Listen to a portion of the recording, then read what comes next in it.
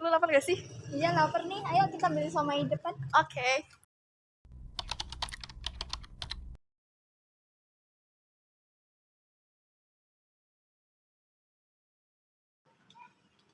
Somainya enak ya? Iya, tadi enak. Bentar. Kok kulit kamu merah?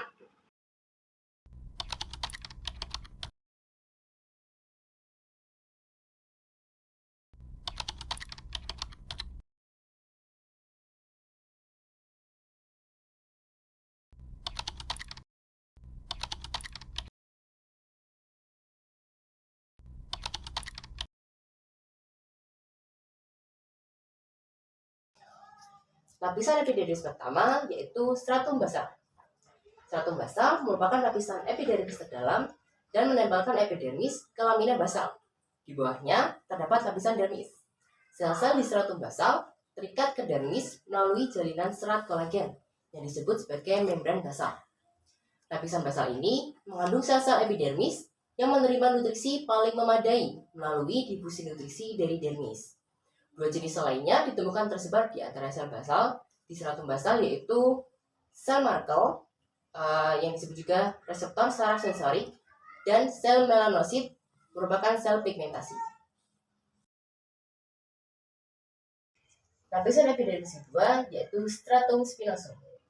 Penampilannya berduri karena proses sel yang menonjol yang bergabung dengan sel melalui struktur yang disebut desmosom. Terdiri dari 8-10 lapisan keratinosit, terbentuk sebagai hasil pembelahan sel di stratum basal. Di antara keratinosit lapisan ini terdapat sejenis sel dendrit yang disebut sel Langerhans, yaitu sebagai makrofag. Lapisan epidermis ketiga yaitu stratum granulosum. Stratum granulosum memiliki tampilan kasar karena perubahan lebih lanjut pada keratinosit saat mereka didorong dari stratum spinosum. Stratum granulosum lebih datar, membran selnya menebal, dan menghasilkan sejumlah besar protein keratin yang berserat dan keratohyalin yang terakumulasi sebagai butiran pipih di dalam sel. Selanjutnya lapisan epidermis keempat yaitu stratum lucidum. Stratum lucidum adalah lapisan epidermis yang halus dan tampak tembus cahaya yang terletak tepat di atas stratum granulosum dan di bawah stratum corneum. Lapisan sel tipis ini hanya ditemukan di kulit tebal telapak tangan, telapak kaki, dan jari. Stratum lucidum padat dengan eleiden, yaitu protein bening yang kaya akan lipid, berasal dari keratohyalin yang memiliki tampilan transparan dan memberikan penghalang terhadap air. Selanjutnya lapisan epidermis kelima yaitu stratum corneum. Stratum corneum merupakan lapisan epidermis yang paling dangkal dan merupakan lapisan yang terpapar lingkungan luar. Ketebalannya berkisar antara 20-30 lapisan sel, tetapi menyumbang sekitar 3/4 ketebalan epidermis. Ia bergesekan dan mengelupas perlahan kemudian. Lapisan ini digantikan oleh sel-sel yang dihasilkan oleh pembelahan sel basal stratum yang lebih dalam.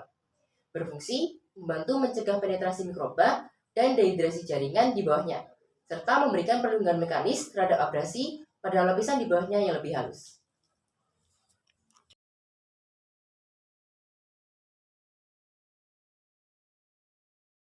Bagian yang pertama adalah rambut.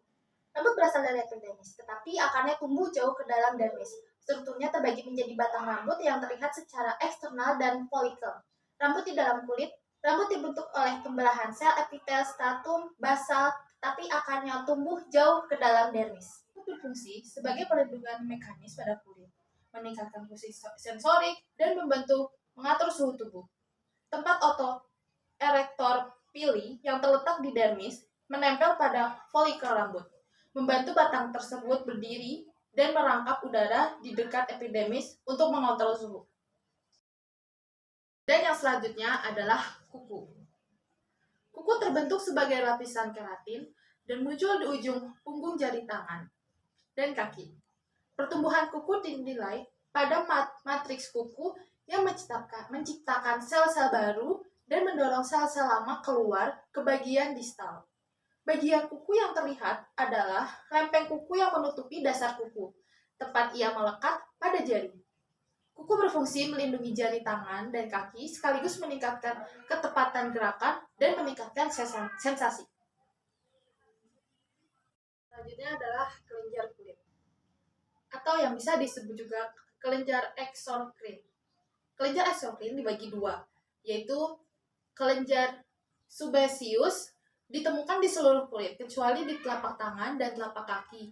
Salurannya biasanya bermuara di folikel rambut, fungsinya sebagai pelumas. Dan yang kedua adalah kelenjar sudirovelus, tersebar luas di kulit dan ada dua jenis, yaitu ekrin. Lebih banyak dan ditemukan di seluruh tubuh, menghasilkan keringat sekresi bening yang terutama berupa air ditambah beberapa garam, vitamin C, sedikit sisa metabolisme dan asam laktat, dan pengatur panas tubuh. Lalu yang kedua, apokrin. Terbatas pada area aksilia, pada genital tubuh, sekresinya mengandung asam lemak dan protein, serta semua zatnya yang ada di dalam sekresin ekrin. Selanjutnya, modalitas rasa pada kulit. Yang pertama, rasa mekanik, yaitu rasa tekan, rasa raba, rasa getar, dan rasa geli. Yang kedua, rasa suhu. Ada dua submodalitas, rasa dingin dan rasa panas. Reseptor berfungsi untuk mengindra rasa suhu dan refleks pengaturan suhu tubuh. Yang ketiga, rasa propriocepsi. 3 submodalitas, yaitu rasa posisi, rasa gerakan, dan rasa kekuatan. Yang keempat, rasa nyeri. Rasa nyeri timbul oleh rangsangan yang merusak. Rasa ini berfungsi melindungi dan mencegah kerusakan lebih lanjut dari jaringan yang terkena. Yang kelima, rasa gatal, bentuk khusus dari rasa nyeri yang timbul pada kondisi perangsangan tertentu. Fungsi dari sistem integumen yaitu yang pertama, fungsi termoregulasi. Nah, fungsi termoregulasi pada kulit yaitu membantu mencegah kehilangan panas pada tubuh atau retensi panas yang dikendalikan oleh sistem saraf. Termoregulasi pada kulit terbagi menjadi dua, yaitu yang pertama pengeluaran panas. Nah, pengeluaran panas ini proses evaporasi yang diekspresikan oleh kelenjar keringat, dan proses respirasi yaitu difusi molekul air melalui kulit. Nah, yang kedua yaitu menghasilkan panas. Nah, menghasilkan panas ini untuk mengaktifkan sistem saraf simpatik yang menyebabkan vasokonstriksi arteriol kulit sehingga terjadi penurunan tekanan darah akibat dari berkurangnya panas tubuh pada suhu dingin untuk melindungi tubuh dari kehilangan suhu tubuh. Fungsi integumen yang kedua yaitu fungsi proteksi pada kulit. Nah, fungsi ini untuk melindungi jaringan yang lebih dalam dari kerusakan mekanis seperti benjolan, kerusakan kimia seperti asam dan basa, radiasi ultraviolet, efek merusak dari sinar matahari. Nah, kerusakan bakteri, kerusakan termal seperti panas atau dingin. Fungsi yang ketiga yaitu fungsi ekskresi kulit. Nah, fungsi ini membantu sekresi NaCl atau garam, urea, dan asam urat melalui keringat yang dihasilkan oleh kelenjar keringat. Nah, lapisan sebum menghasilkan minyak untuk melindungi kulit. Nah, menahan air yang berlebihan agar kulit tidak kering. Fungsi integumen yang keempat yaitu fungsi absorpsi. Nah, yaitu sebagai alat penyerap. Nah, kulit tidak bisa menyerap air, tetapi bisa menyerap material seperti lipid. Penyerapan terjadi melalui celah antar sel. Nah, menembus sel epidermis dan saluran kelenjar. Fungsi integumen yang kelima yaitu fungsi persepsi. Nah, sistem integumen mempunyai reseptor sensorik yang dapat membedakan panas, dingin, sentuhan, tekanan, dan nyeri. Fungsi integumen yang keenam yaitu fungsi keratinasi. Sel basal akan berpindah ke atas dan berubah bentuk menjadi spinosum. Nah, semakin ke atas semakin gepeng dan bergranula menjadi sel granulosum. Fungsi integumen yang ketujuh yaitu pembentukan vitamin D. Untuk mensintesis vitamin D melalui molekul kolesterol yang dimodifikasi di kulit oleh sinar matahari.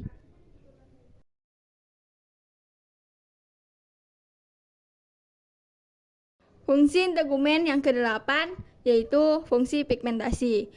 Warna kulit dipengaruhi oleh sejumlah pigmen, antara lain melainkan keraten, dan hemoglobin, melainkan diproduksi oleh melanosit dan melanin yang ditransfer ke keratinosit melalui melanosom. Nah, melanin terjadi dalam dua bentuk utama, yaitu yang pertama eumelanin, yaitu warna kulit berubah menjadi hitam dan coklat.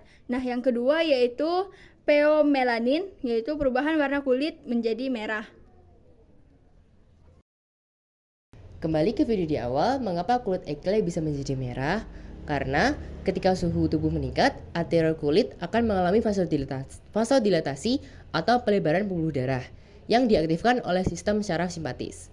Pelebaran pembuluh darah ini memungkinkan lebih banyak darah mengalir ke permukaan kulit sehingga panas dari darah dapat dipancarkan lebih efektif ke lingkungan sekitar melalui konveksi, radiasi, dan evaporasi keringat. Akibat dari aliran darah yang meningkat itulah yang menyebabkan kulit menjadi kemerahan karena darah mengandung hemoglobin yang berwarna merah.